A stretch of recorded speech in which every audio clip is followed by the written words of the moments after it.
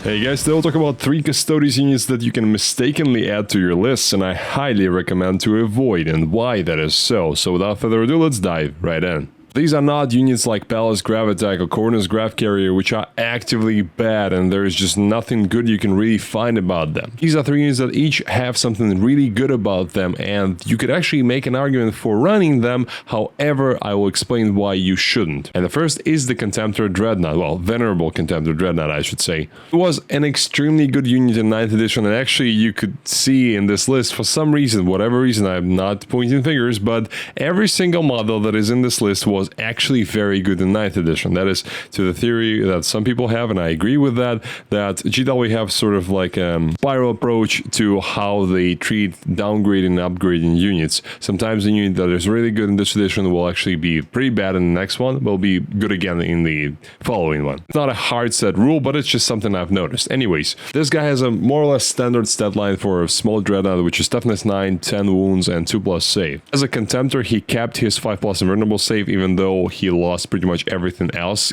cool that he had in 9th edition, which was 6+ feel no pain. He also had -1 damage, and he had 8-inch move. 5-up invulnerable save is probably the most useless thing he could have, considering that he now has 2+ armor save, so you really need to be attacked by AP4 weapons to notice, and those are really rare, especially considering that in shooting, anything that is AP4 will become AP3 because of cover in most cases, so you're not really going to use that 5-up invuln that often. So still relatively easy to kill, and remember, this guy costs 170 points, so he's competing against something like 165 for 3 Venatari, which are extremely efficient with their own delivery method, and they are really deadly in combat. They can go through walls, etc. So this guy needs to be really good to have a chance at competing with them. His big feature, the reason why he costs 170 points, is ability that he has. He comes back to life first time he dies on a roll of 2+ at the end of the phase when he was killed, with D6 wounds remaining. All Resurrection rules abilities are pretty fun because they essentially make a model, if you're only interacting with it in one phase, which is maybe shooting or melee, it makes the model essentially unkillable for this turn, and that can have its own advantages. Like, for example, if you really need to hold a certain objective, you can send the Dreadnought there, and then if someone decides to kill the Dreadnought, it's a very big chance that you're still going to have the objective to yourself. Or if they go and try to charge him as well as shoot them, then they've exposed a lot of stuff to actually do that, and hopefully you can retaliate. That is the theory, though. Problem here is that the Dreadnought, this Dreadnought, is okay in melee, which is 5 attack, strength 12, AP 2, damage 3, so it's the Redemptor Dreadnought profile hitting on 2s with martial kata, so I'm not gonna say it's a bad one, it's not. He does nothing in shooting, just think about that. He is only armed with 2 shots of multi-melter, so that's essentially like half of the efficiency of one immolator. Immolator is a transport. This guy is supposed to be a Dreadnought doing damage, and he's not. And he moves 6, as I already mentioned. So with those 5 attacks, even though they do have some really pretty interesting buffs, like the 5 exploding if you're running the Youth Host detachment, you're not really going to use those attacks unless you advance the whole game hoping to eventually get somewhere. 6 is really bad for a vehicle, because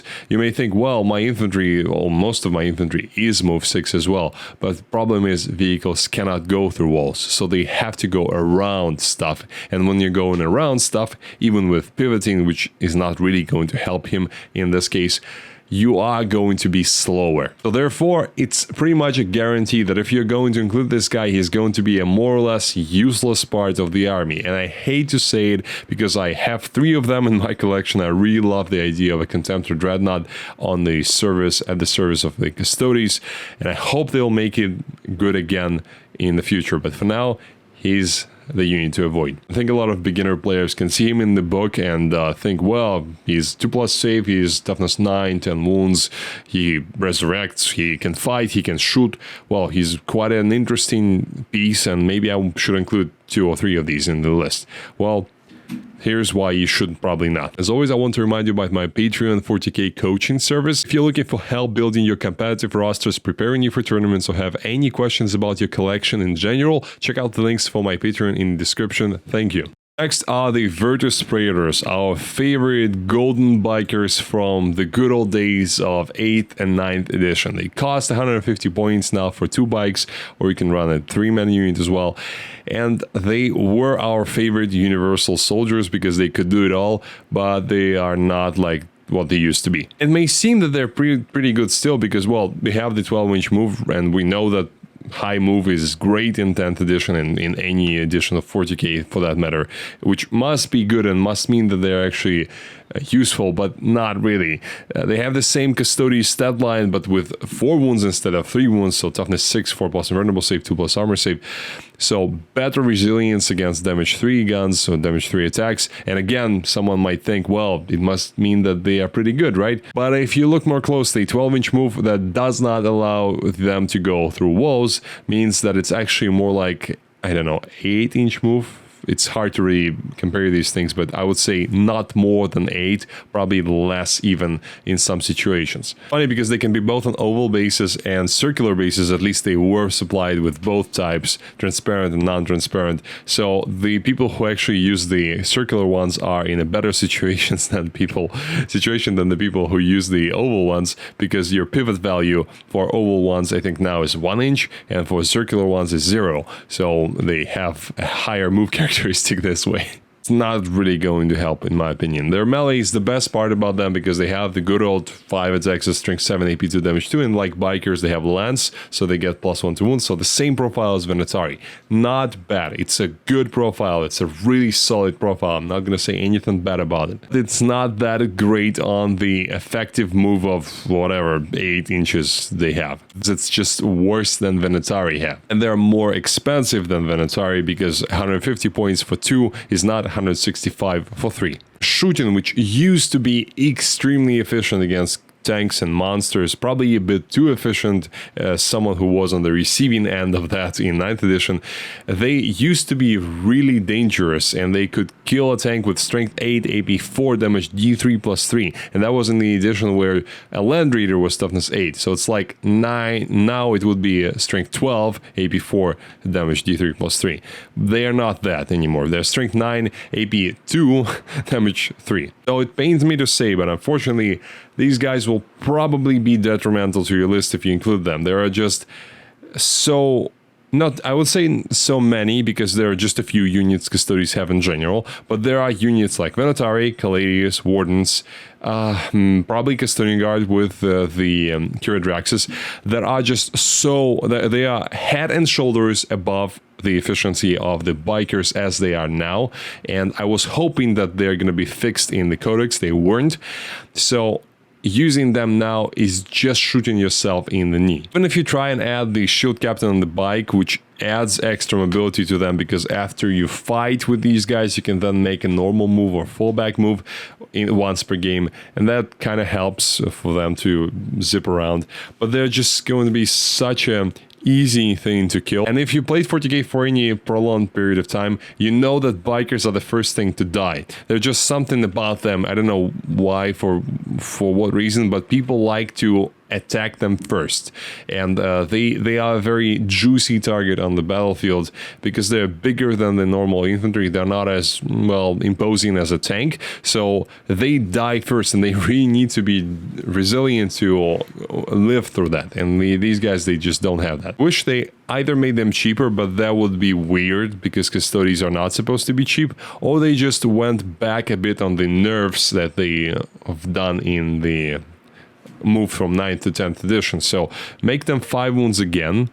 Considering that obliterators are 5 wounds, there is no reason I see that Custodes bikers cannot be 5 wounds. They can be more expensive than they are now, but make them 5 wounds and make them shoot at least reasonably well. They can have the same stat line as they have now, but give them twin linked or twin linked against vehicles and monsters, so that they have actually a chance to do damage to the vehicles. And also, considering those missiles were supposed to be Melta, AP2 just does not seem correct. The reason why I really wanted to include these guys in the list is because I know that a lot of Custodes players, a lot of younger players, I mean beginner players, they actually have a lot of bikes because they are being included in a lot of boxes like combat patrols and all those Christmas boxes. Anyways, people have bikes on hand, and when you have models, you want to play them. So if you are looking for a competitive list, there's a big chance you would want to field them, and here's my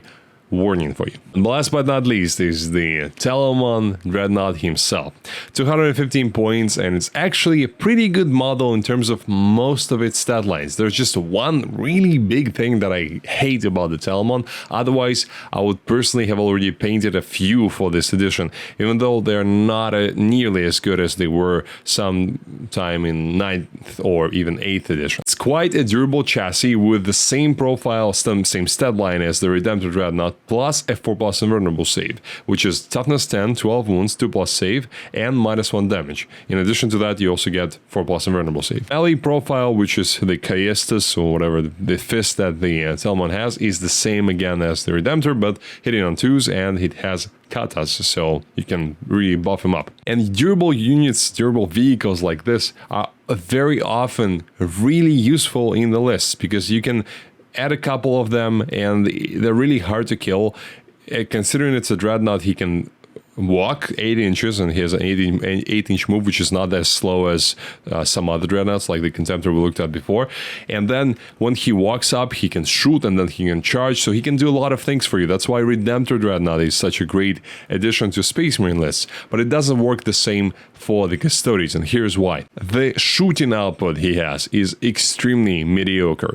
It's either 12 shots at strength 6 AP 1 damage 1 with devastating wounds, or 4 attacks at strength 9 AP 1 damage 3. So it's half of a Hellmann without the rule to wound fly targets on 2+. And also no way to manipulate the AP, because Hellmanns obviously have the stratagem to make them AP 2, and that it really solves their big problem of low AP. This guy doesn't have that. So neither guns are really anything that anyone would really care about in 40k, especially considering that it's the 215 points unit that's shooting, so you are already getting a lot of efficiency just by being the target of that, because your opponent paid a lot of points for it, meaning they have less other stuff on the board. And it makes the Telemon really ignorable, because Dreadnoughts, in order to be efficient, they need to either be really fast, and you need to have a way to deliver them, like melee Dreadnoughts. You can rapid ingress or something like that with a Death Company Dreadnought, for example. You can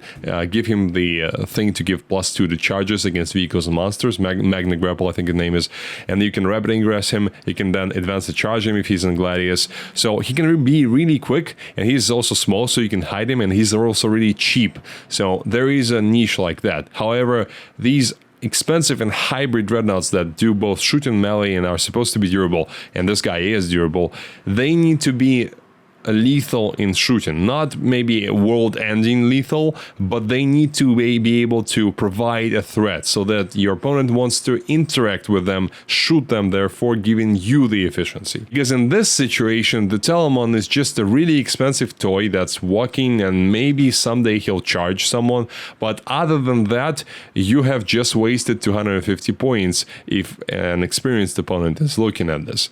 And yeah, you could probably park him on an objective, therefore provoking your opponent to shoot at him. He's not unkillable. He is essentially the same stat line as the Redemptor, minus the 4+ invulnerable save, which again, most guns are AP3, meaning AP2 in cover, so same 4+ save. Considering the Caladius Grav Tank is the same cost, which is 215 points, I just don't see the point in taking this guy when you can take the Caladius, because that thing cannot be ignored. If you ignore Caladius, you're gonna die, and you're gonna lose all of your important stuff, and he can shoot you wherever you are, and he's also really durable as well, with 14 wounds, this 2+ save, toughness 11 for whatever reason. I think a lot of players can make the mistake going for the hybrid solution, trying to add both shooting and melee and durability into the list, and that's something I would also do when I was a beginner, and something I'm also always looking for, because I like units that can do multiple things in multiple phases and are also durable, but Telemon is just not there with that shooting profile. Let me know what you think about my top 3 Custodes units. Do you use any of these in your list? And if you do, let me know why in the comment section. Thank you for watching. I'll see you next time.